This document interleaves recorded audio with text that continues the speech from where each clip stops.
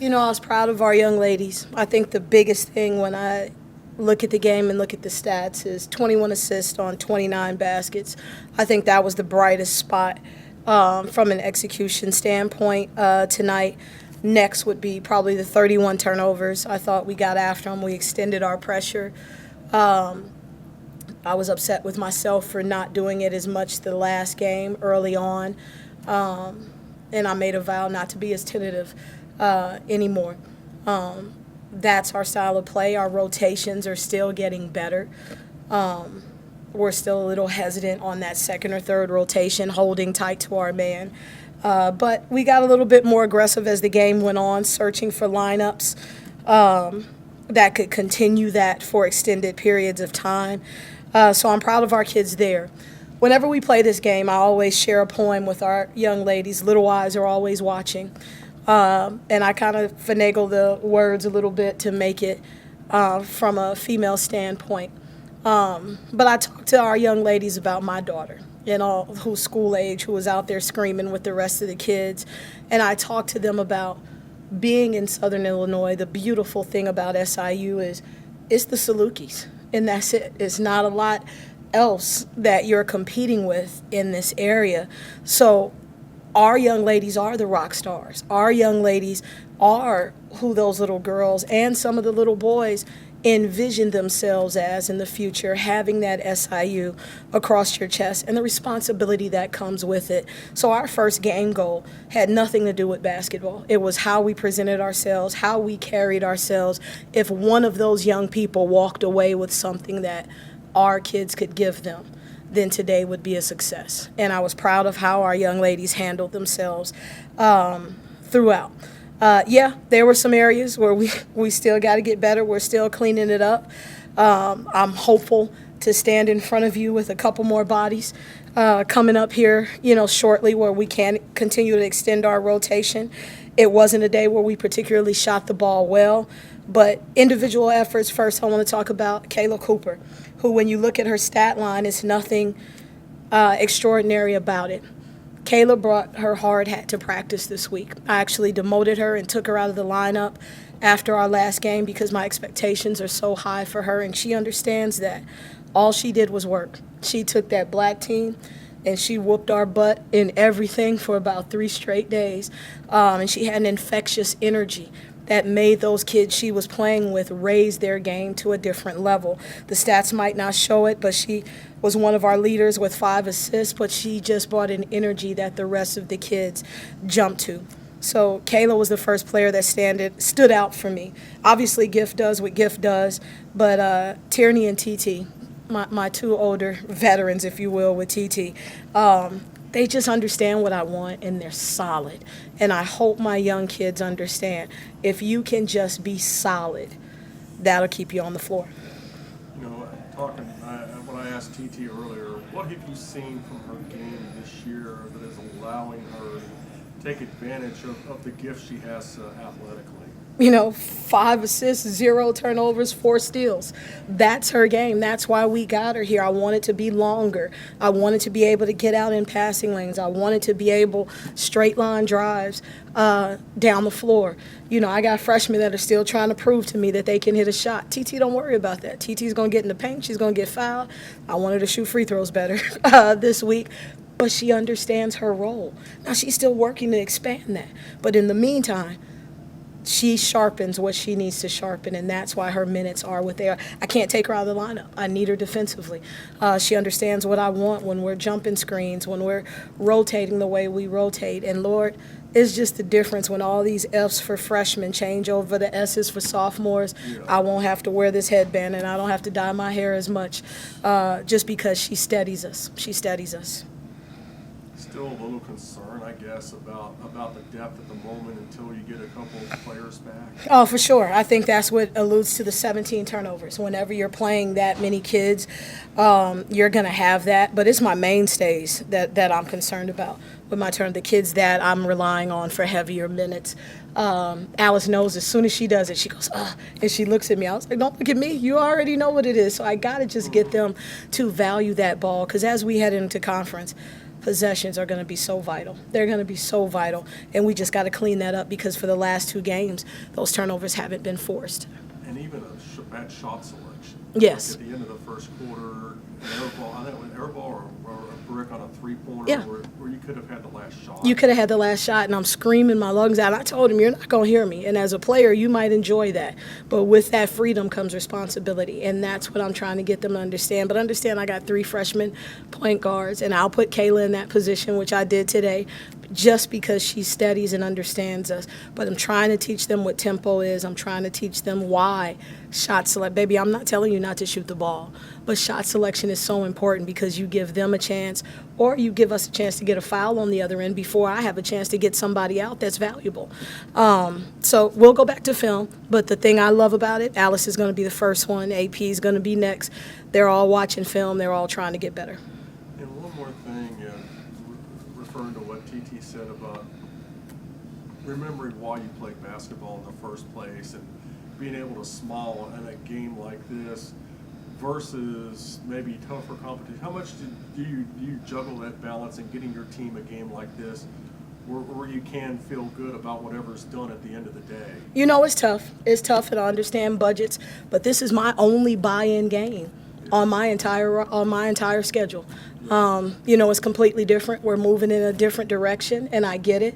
But a lot of teams in our conference, you'll see them. They got those buy-in games because they're trying to build confidence. Then they'll scatter in a couple of those games. I don't have that luxury. So what I'm hoping is some of the teams that we're playing that we have to return to next year, but I'm hoping those teams are preparing us for what we're going to see.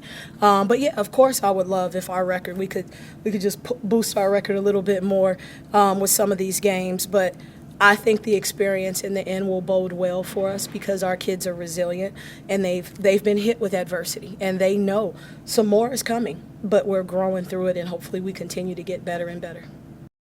Obviously, you've played in this game the last couple of years. What does it mean to have this type of crowd behind you today? Yes, I stressing this enough. I couldn't stress this enough that it's so important, I feel like, to have a crowd. And of course, as women's basketball continues to elevate and continues to be more of a well-watched thing around the world, it's crazy, like the difference in atmospheres when, you know, you have 5,000 screaming kids versus, you know, 200, 300 people in your stands. It's definitely a different atmosphere. It's definitely a different energy when you're playing because it's like there's never like a dead moment. There's always screaming. There's always a way to cheer our team on, and so that kind of spreads not only on the players like that are on the court, but also with the bench. How much extra energy does that give you and your team? A lot, definitely. I feel like there's sometimes, especially with home games, like we're shooting better, we feel better because we are used to being at home, but at the same time, there is some times where, of course, we do get tired on the court, or we might not always be able to kind of communicate as much as we want to on the court. And so just having that energy, having to come together, having to come into the huddles to be able to hear each other, that kind of stuff was really important. So, how much did you guys need this result and the way in which it happened today? Yeah, I mean, we're never mad at losing. I mean, we're never mad at winning. So we definitely take every single win that we can with pride. We hold every team accountable for, okay, we can beat this team. We can beat this team. We can beat this team. And I, of course, like the importance of this being the kids' game, it meant a lot, not only for us, but for those kids that were out there watching. Watching Gift go up on the offensive glass, does it kind of make you think sometimes the best play might be throw it up and let her get it? Yes, Gift is a monster on offensive boards. It's definitely a good way to get her stats up. She's kills down there. It's like the ball kind of just magnetically connects to her hand when it comes off the offensive board. But she also just puts herself in positions to get them. She's in a good position to be able to rebound and to be able to finish. Kind of a little bit in some ways like when you were a freshman and Abby Brockmeyer was working the glass like that. Did she kind of have a little bit of that going for her? She definitely does have some Abby Brockmeyer seeking through. As soon as Abby was old once I got here. Shout out to Abby Brockmeyer. She was old though when I got here, so her IQ was off the chain. But Gift definitely, she can live up to that potential. She just got to keep working for sure. You had a little bit of a run there in the third quarter. Nice to see that shot falling a little bit for you. It was. I kept thinking, I'm like, goodness gracious, the last few games my shot is kind of, but I just kind of have to trust the work that I do put in, trust the extra shots that I do put in, and then, of course, trust my teammates that they'll lift me up when I am not hitting as much as I usually do. So. What was it like playing this game in front of 5,000 kids or whatever the attendance was? I mean, before we started playing the game, Coach Bond told us that there are going to be a lot of kids there. They are watching what you are doing. They are listening to what you are saying. So that made me, want to go out there and set a good example to the kids. What do you think your team was able to do today that kind of helped you put this game away? I mean, they brought the energy. They brought the hype. The seniors, they keep saying, we got it, putting everyone in place, reminding us that this is our home and we cannot lose. 23 and 15 rebounds for you today. What did you find that worked best for you inside? I would say rebounding and working around the paint area. Yeah, just keeping the ball flowing. 10 offensive rebounds.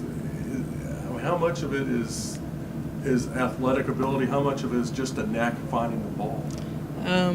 I think it's just boxing out, keeping your eyes on the ball, moving according to how the ball is moving and getting the ball. How much did you guys need this win and the result in the way it happened after last Monday?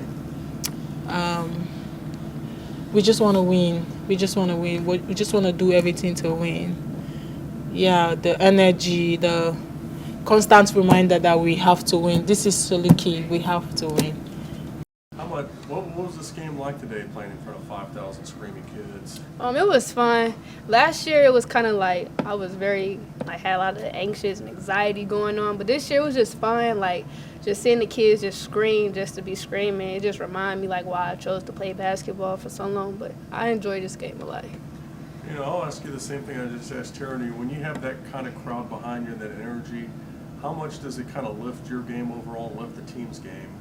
I think it lifts our game a lot because it's the energy we can feed off of, not just our own all the time. So hearing them just scream and support us, it just makes us happy. So I think that get us going a lot too when we're making mistakes and not making the right passes and stuff like that. So it helps us. How much have you learned from trial by fire last year, and now you're playing heavy minutes? What did you learn from that experience that's making you into a productive player this year? From last year to this year, I learned how to just slow the game down mentally. Because last year, to me, the game was very fast, and I was always just nervous. So this year, I'm more calm now and confident that I can, my teammates trust me a lot, and I'm just more calm now when it comes to it. You feel like that's kind of helped you, slowing the game down, has kind of helped you use your gifts to be able to be an effective player then? Yes, I do. What do you think your team got out of this game overall today? I think we just had fun together, just all being together on the court. I just saw a lot of smiles throughout the whole game, so I think that was the biggest thing. We had fun today. And since you brought that up, how much did a team need a game like this to be able to smile and have fun? I think we need this game a lot. We needed this one to show that, why we chose to play basketball. We chose it because it was fun all the way up until now. So we need to remind ourselves that it's always fun to play. It's just you got to do the work also.